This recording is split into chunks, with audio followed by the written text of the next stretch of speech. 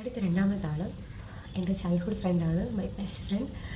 Childhood front എന്ന് പറയുമ്പോൾ ഞങ്ങൾ നഴ്സറി പഠിക്കുന്ന കാലം തൊട്ട് ഞങ്ങൾ നെയ്ബേഴ്സായിരുന്നു. പ്രിയ ഒരുപാട് നാളിന് ശേഷം ഞങ്ങളൊന്ന് ഫേസ് ടു ഫേസ് ഇരുന്ന് സംസാരിക്കാൻ ടൈം കിട്ടുന്നത് മോനെ കാണാൻ വേണ്ടിയിട്ട് പ്രിയ വന്നപ്പോഴാണ്. ഞാൻ ക്യാരി ചെയ്യുന്ന സമയത്തായിരുന്നാലും ഡെലിവറി കഴിഞ്ഞിട്ടായിരുന്നാലും ഒരുപാട് ഫ്രണ്ട്സുമായിട്ട് കമ്മ്യൂണിക്കേഷനുണ്ട്, സംസാരിക്കുന്നുണ്ട്, എന്തെങ്കിലും കാര്യങ്ങൾ ചോദിക്കുന്നുണ്ട്. നമ്മൾ കാണാൻ വന്ന സമയത്ത് എനിക്ക് ഗിഫ്റ്റും കൊണ്ടാണ് വന്നത്.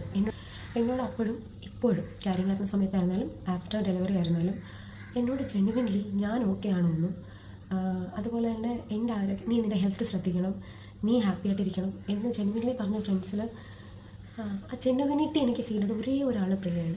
എനിക്കെന്ന് പറഞ്ഞ ഒരാൾ ഒരുപാട് നാളിന് ശേഷം ഒരു ഗിഫ്റ്റ് ചെയ്യുന്ന സാധനമാണ്.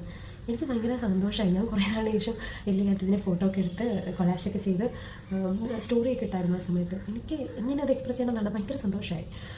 താങ്ക് യു സോ മച്ച് പ്രിയ. മൂന്നാമത്തെ സ്പെഷ്യൽ മെൻഷൻ രജി സാറാണ്. രജി സാറല്ല, രജി ചേട്ടൻ. പുള്ളി എനിക്ക് പ്രത്യേകിച്ച് മോട്ടിവേഷനോ കാര്യങ്ങളോ തരികയോ അല്ലെങ്കിൽ ഈ ഒരു സമയത്ത് എങ്ങനെ ബിഹേവ് ചെയ്യണമെന്നോ ഓക്കെ ആണോ എന്നൊന്ന് ചോദിക്കും, ഒന്നും ചോദിച്ചിട്ടില്ല. എനിക്ക് ആ ടൈം വേണ്ടിയിരുന്നത്, അതായത് ഞാൻ രജി ചേട്ടനെ കാണാൻ പോകുമ്പോൾ എനിക്ക് വേണ്ടിയിരുന്നത് ഒരു ലിസണറിനെ ആയിരുന്നു. എനിക്ക് എന്തൊക്കെയോ കുറേ വിഷമങ്ങളും പരാതികളും ഒക്കെ പറയാനുണ്ടായിരുന്നു. അതൊന്നും എനിക്ക് എന്താണ് ഓപ്പണായിട്ട് പറയാനൊരു ടൈമോ എന്നെ കേൾക്കാൻ ഒരാളെ എനിക്ക് ആ ടൈമിൽ കിട്ടിയിട്ടില്ല. ആക്ച്വലി ഞങ്ങൾ വെയിറ്റ് ചെയ്തതും അന്ന് സംസാരിക്കാൻ എടുത്ത ടോപ്പിക് എൻറ്റയർലി ഡിഫറെൻ്റാണ്. ഞാനത് സംസാരിച്ചു എന്ന് പറയാൻ പറ്റില്ല, എൻ്റെ മനസ്സിലുള്ളതെല്ലാം എന്താ വിഷമങ്ങളൊക്കെ പറഞ്ഞു എന്ന് പറയാൻ പറ്റില്ല. ഞാൻ ബേസ്റ്റ് ഔട്ട് ചെയ്തതാണ്.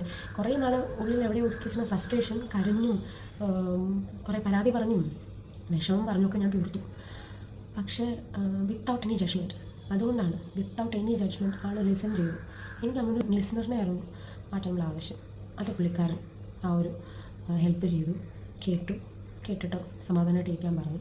അപ്പോൾ രജിച്ചേട്ടനും ഒരുപാട് താങ്ക്സ്. അപ്പോൾ ഞാൻ എൻ്റെ പൊട്ടത്തരങ്ങളൊക്കെ കേട്ടിരുന്നതിന്, ആ ഒരു പേഷ്യൻസിനും ടൈമിനും വിലപ്പെട്ട സമയം എനിക്ക് വേണ്ടി കുറച്ച് നേരം കേട്ടോണ്ടിരുന്നതിനും ഒരുപാട് നന്ദി. Thank you so much.